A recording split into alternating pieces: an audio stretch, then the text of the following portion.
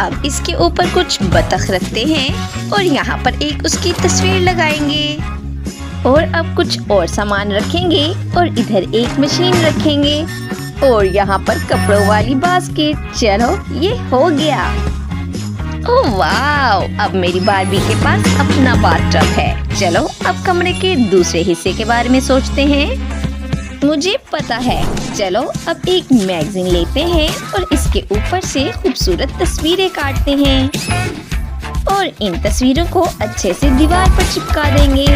ये चलो इसे यहाँ लगा देती हूँ और इसके पास एक मुलायम कालीन भी बिछा देते हैं।